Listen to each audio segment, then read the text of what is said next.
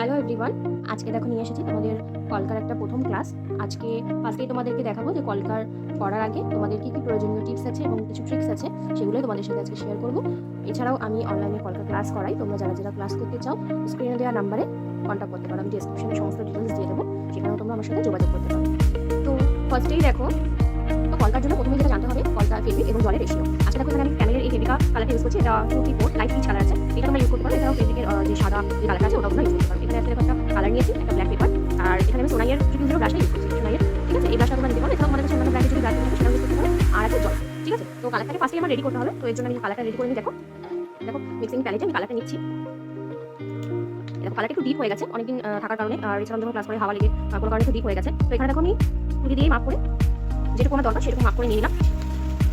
নেওয়ার পরে এখানে আমি এই তুলি দিয়ে এখান থেকে 2 ড্রপ জল নিয়েছি। ঠিক আছে, যেহেতু আমি 2 ড্রপ কালার নিয়েছি, আমার কালারটা কিন্তু খুব ঘন, তাই এখানে আমি 2 ড্রপ জল ইউজ করছি। তোমরা তোমাদের কালারটাকে বুঝে কতটা পাতলা বা ঘন আছে সেই অনুযায়ী জল মিক্স করবে। তো দেখো কালারটা এখন রেডি হয়ে যাওয়ার পর কি করে বুঝবে যে কালারটা পাতলা হয়েছে না ঘন? তো হাতে বা স্ক্রিনের যে কোনো জায়গায় এভাবে টেনে দেখবে যে কালারটা স্প্রেড করছে কিনা। কালারটা যদি না ছড়িয়ে যায় তাহলে বুঝবে তোমার কালারটা রেডি আছে। ঠিক আছে, মানে কালারে জল আর কালারের অনুপাতটা ঠিক আছে। এভাবে স্ক্রিনের উপর টেনে দেখবে যে কালারটা ছড়াচ্ছে কিনা। দেখো ছড়াচ্ছে, তাহলে বুঝবে কালারটা রেডি আছে। তো দেখো কালার আমার রেডি হয়ে গেছে। এখন কিছু স্ট্রোক তোমাদের সাথে শেয়ার করছি, তোমরা দেখতে থাকো, আশা করি ভালো লাগবে। তোমরা জানবে তোমরা এরকম টাইপের ভিডিও দেখতে পছন্দ করছো না, আর এরকম টাইপের ভিডিও তোমরা চাও কমেন্টে অবশ্যই জানো। চলো আমি ফার্স্ট একটা স্ট্রোক দেখাচ্ছি। কলকার সবচেয়ে বেশি মেন যেটা দরকার হয় ডট।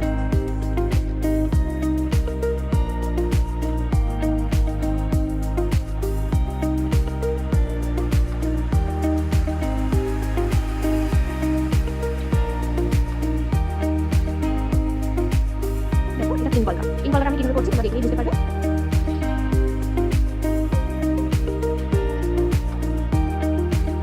এরপর দেখো তিন কলকাটাকে আমরা অন্য সাইডে যখন করবো, অপোজিট সাইডে তখন কিভাবে করবো আশা করি তোমরা দেখলেই বুঝতে পারবে। তোমরা যারা যারা আমার ক্লাস জয়েন করতে চাও তারা আমার ক্লাসও জয়েন করতে পারো, ভীষণ রিজনেবল প্রাইসের মধ্যে ক্লাস করানো হয়।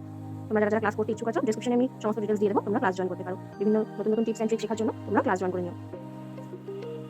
এরপরে দেখো আরেকটা স্ট্রোক আমি দেখাচ্ছি, কিছু বেসিক স্ট্রোক তোমাদের সাথে শেয়ার করছি। ভিডিওটা কতটা হেল্পফুল হলো তোমরা আমাকে কমেন্টে জানিও, আর কিরকম কিরকম ভিডিও তোমরা দেখতে চাও, কিরকম টাইপের ভিডিও তোমরা পছন্দ করছো এটা জানিও আমাকে কমেন্টে। আশা করি তোমাদের কিছুটা হলেও হেল্পফুল হবে। সামনে ব্রাইডাল সিজন আসছে, তোমরা যারা যারা কলকাতায় একটু দুর্বল রয়েছো তারা এই বেসিক স্ট্রোকগুলো দিয়েই কিন্তু একটা সুন্দর বেঙ্গলি ব্রাইডাল কলকা করতে পারবে।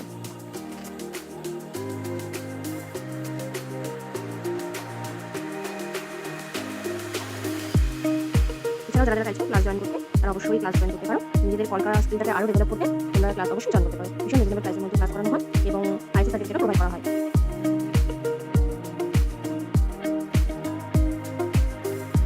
দেখো এখানে আমি একটা টিপের স্ট্রাকচার করে নিয়েছি। তোমরা কিভাবে এই টিপের সাইডগুলোতে মোটিভগুলো বসিয়ে একটা সুন্দর ব্রাইডাল কলকা বা রিসেপশন কলকা করতে পারবে সেটাই দেখাচ্ছি।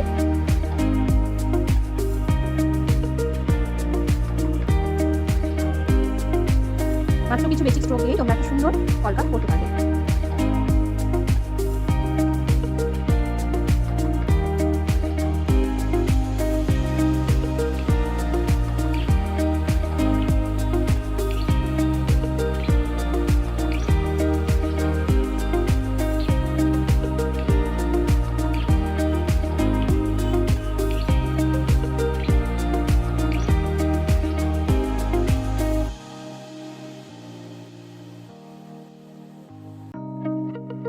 দেখো তোমাদের সাথে একটা সিম্পলের মধ্যে ব্রাইডাল কলকা আমি শেয়ার করছি, তোমরা জানিও তোমাদের ভিডিওটা কেমন লাগছে। আর তোমরা কারা কারা কোথা থেকে ভিডিও দেখছো আমার অবশ্যই কমেন্টে জানিও। ভিডিওটা তোমাদের কতটা হেল্পফুল হচ্ছে সেটাও জানিও।